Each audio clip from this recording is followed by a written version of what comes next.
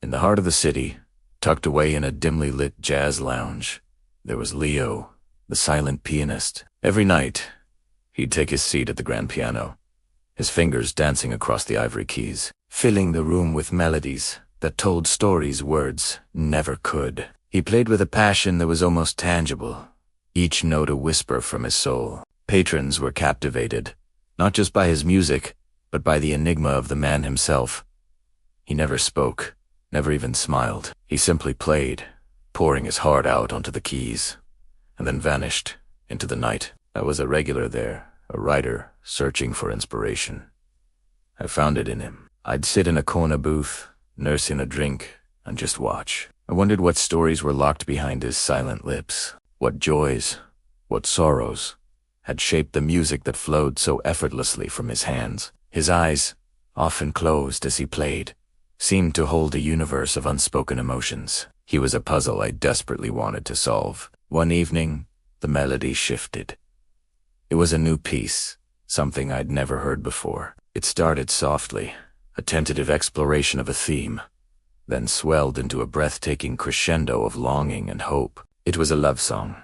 I was sure of it. The notes wrapped around me, a warm embrace, and for the first time, I saw him open his eyes and look directly at me. In that moment, the entire room faded away.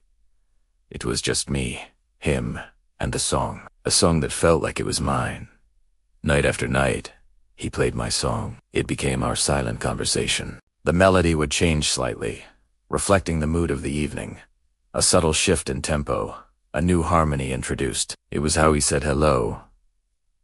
It was how he asked how my day was, and it was how I answered, with a small nod, a gentle smile, or the silent tear that once traced a path down my cheek after a particularly difficult day. He saw it, and the music soft, becoming a gentle lullaby that soothed my frayed nerves. I started leaving notes for him on the piano after he left, tucked under the fallboard.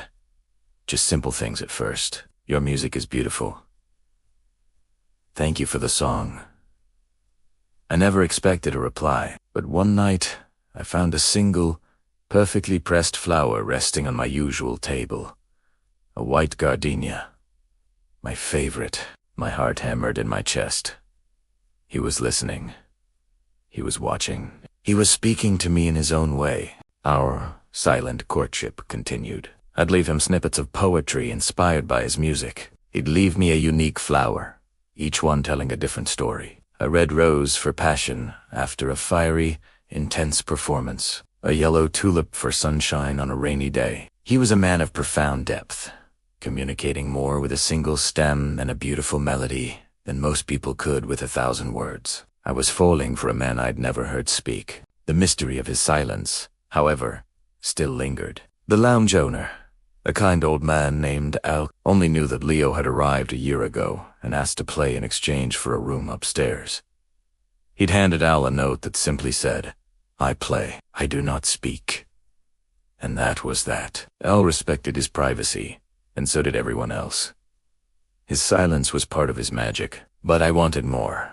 I wanted to know the man behind the music, the man who spoke to my soul without uttering a sound. One night, emboldened by the connection we'd built, I stayed behind long after the last patron had left. The staff were cleaning up, but they knew me.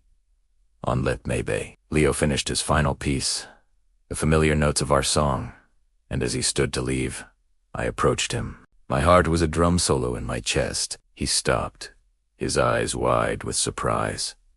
I simply held out my hand. "I'm Clara," I whispered, my voice feeling loud in the quiet room. He looked at my outstretched hand, then back at my face. A conflict played out in his eyes. For a moment, I thought he would turn and walk away, leaving me standing there, my heart shattered. But then, slowly, he reached into his pocket and pulled out a small notepad and a pen. His handwriting was elegant, precise, just like his music. He wrote, "I know." My name. I knew my name. I felt a blush creep up my neck. Of course, he did. He saw me every night. He wrote again, "My name is Leo." He then hesitated, his pen hovering over the paper. Finally, he scribbled a question. "Walk with me." I beamed, a smile so wide it felt like it could split my face in two. I nodded, unable to find my own voice now. He offered me his arm, a gesture so gentlemanly and old-fashioned it made my heart flutter. We walked out of the lounge and into the quiet, moonlit streets of the city. We walked for hours, not a single word spoken between us. He'd point out things the way the moonlight hit a fountain, a cat sleeping on a windowsill, and I'd smile. He typed questions into his phone for me, and I'd answer, telling him about my writing, my dreams, my life. He was an incredible listener, his eyes never leaving my face, and through his notes, I learned about him too. He traveled the world. He loved to cook, and he believed music was the only honest language. He never explained his silence, not that night, and I didn't ask. It didn't matter anymore. I was getting to know him, the real him. His silence wasn't an absence of something. It was a presence. It was a space he created for listening, for observing, for feeling things on a deeper level. He communicated more with his eyes and his hands than anyone I'd ever met. Our final stop was a small, all-night bakery. The smell of fresh bread and sugar filled the air. He bought us 2 croissants, still warm from the oven. We sat on a bench outside, the city slowly beginning to wake around us. As the first rays of dawn painted the sky in shades of pink and orange, it turned to me a serious expression on his face. He took out his notepad. The final note he wrote that night changed everything. It said I was in an accident. The doctors said I might never speak again. I thought I had nothing left to say until I met you. You gave me a reason to find a new voice. And then he did something that stunned me into silence. He leaned in, his eyes searching mine, and with a voice that was raspy and quiet from disuse, he whispered a single word. My name, Clara. It was the most beautiful sound I had ever heard, more beautiful than any melody he had ever played. In that moment, I knew. His silence wasn't the end of his story. It was just the beginning of ours. Thank you so much for watching our story today. If you were moved by Leo and Clara's journey, please hit that like button and subscribe to our channel for more tales that touch the heart. We love hearing from you. So, drop a comment below and let us know what you thought. See you in the next video.